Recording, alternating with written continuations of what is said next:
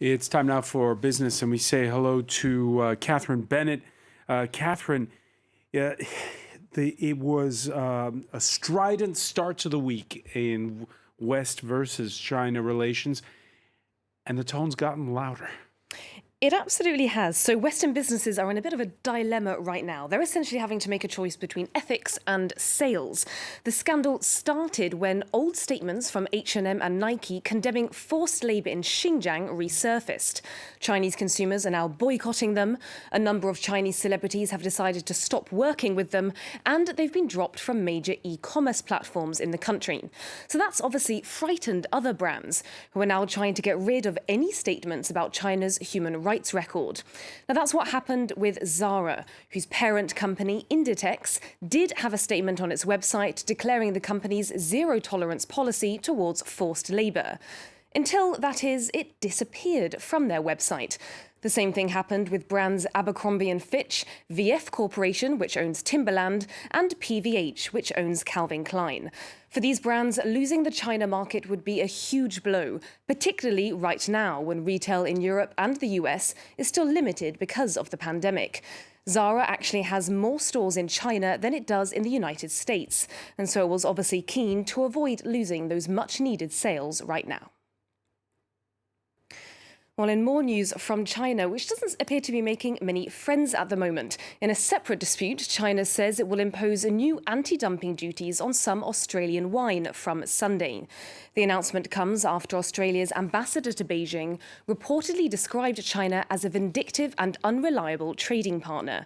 Australian exports to China have dropped dramatically over the past year amid rising diplomatic tensions over the coronavirus pandemic. Well, let's see what's moving markets at the end of the week. In the EU, stocks closed higher today. The FTSE and Frankfurt DAX up 1% and the CAC 40 up over 0.5%.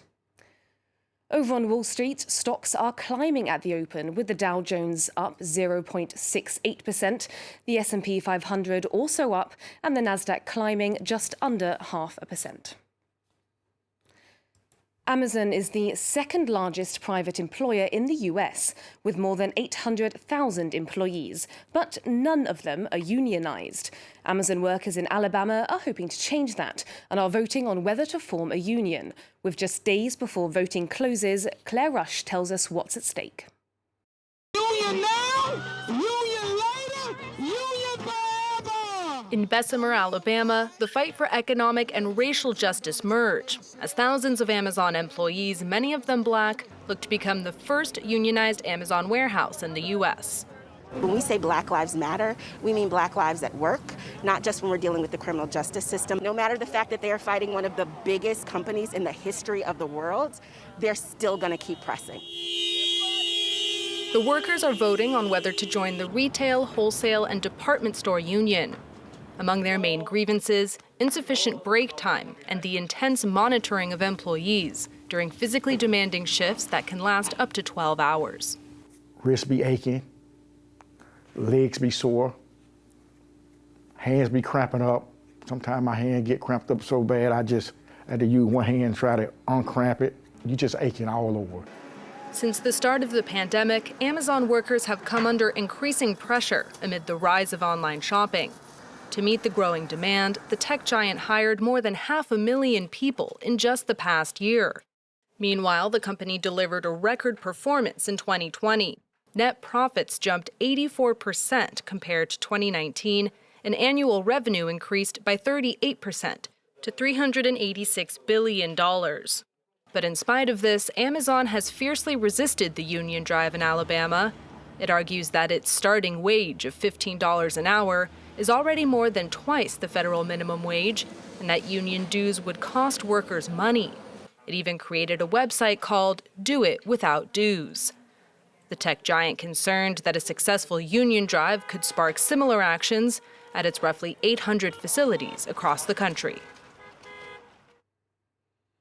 Well, for more in workers' rights, Deliveroo's upcoming IPO in April should be the biggest the UK has seen since 2011. But the company's triumphant entry onto the London Stock Exchange has been tarnished somewhat as major investors turn their back on it. The UK's largest fund manager is the latest to announce that it is unlikely to participate in the IPO.